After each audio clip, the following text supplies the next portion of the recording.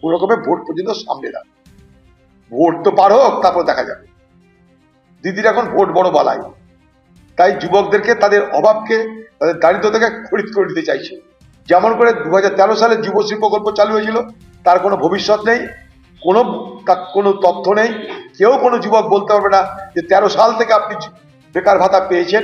ঠিক এটাও 1-2 মাস পর, ভোটের পর, এটাও আস্তে আস্তে প্রথমে তৃণমূল নেত্রী ভুলবে, তারপর আপনাদেরও ভোলাবে।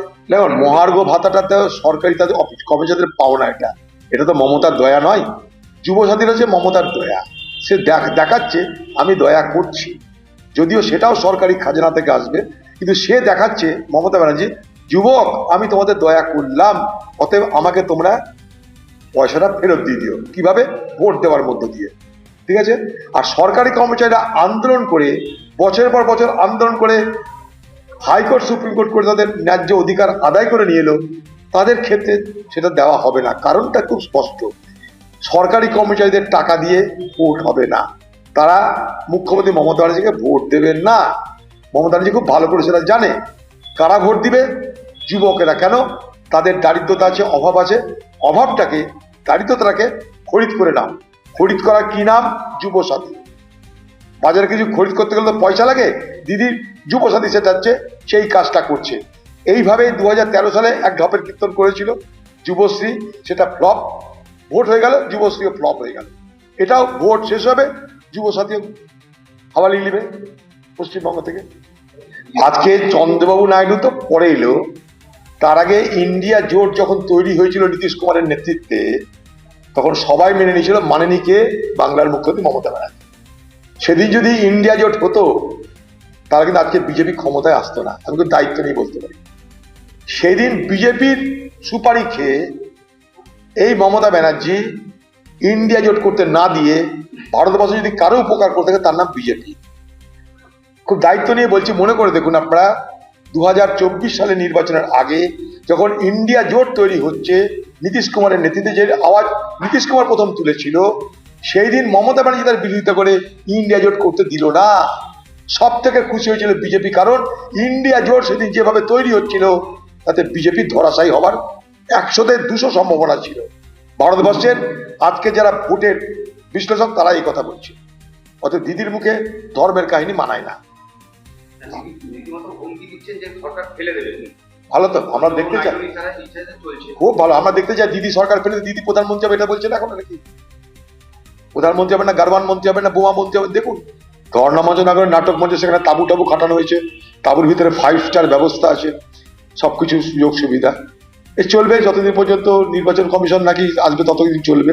আমি তো মমতা ব্যানার্জিকে বলবো, চোর চোট্টা দুর্নীতিগ্রস্তদের জন্য, দিয়ে ঠেকানোর জন্য, সরকারি শিক্ষকদের চাকরি ঠেকানোর জন্য আপনি কোটি কোটি টাকা খরচা করে সুপ্রিম কোর্ট করছেন।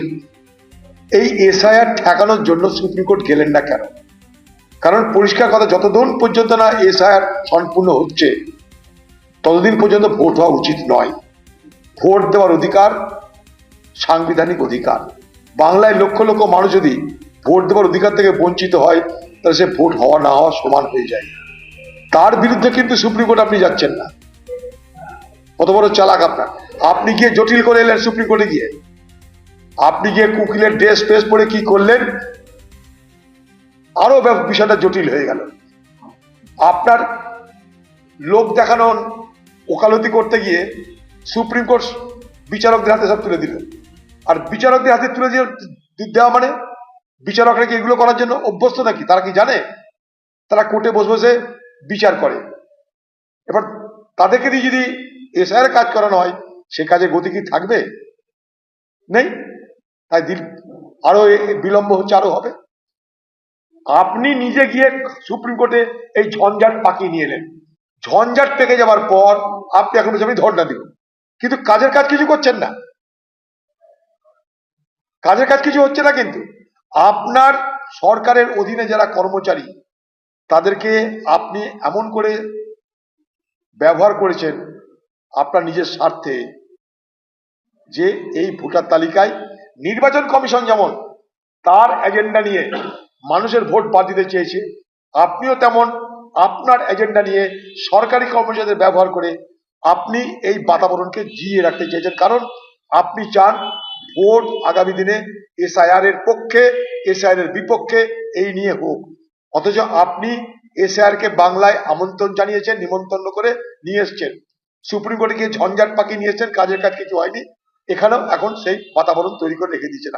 আপনি ভাবছেন যেমন করে এনআরসির পক্ষে বিপক্ষে গিয়ে ভোট হয়েছিল বাংলায়, তেমনি করে এসআইআর এর পক্ষে বিপক্ষে গিয়ে ভোট হবে, মানুষের জানের জ্বালা যা হবে হোক। আগের যে রাজ্যপাল, সেই রাজ্যপালের সঙ্গে যখন সংঘাত, তখন সে রাজ্যপাল যৌন নির্যাতনে ফেঁসে গেল, ফাঁসি দেওয়া হলো তাকে। তাকে যৌন নির্যাতনে ফাঁসি দিয়ে তার মুখ বন্ধ করার চেষ্টা করা হলো। কে করলো? পশ্চিমবঙ্গের তৃণমূল পার্টি, তৃণমূলের সরকার, পুলিশ দিয়ে।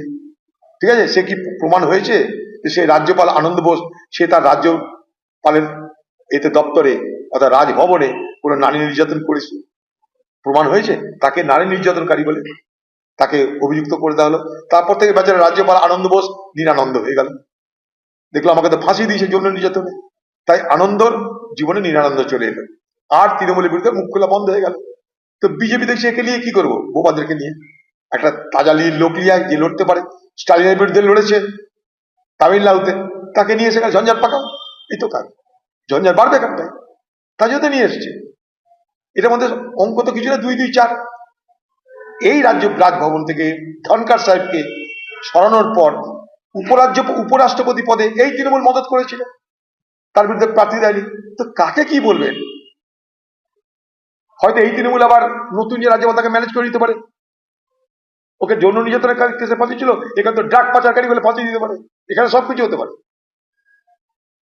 আনন্দ বসের বিরুদ্ধে যৌন নির্যাতনের কোনো প্রমাণ পাওয়া গেছে, তাকে তো বদনাম করে তাড়িয়ে দিলাম আমরা।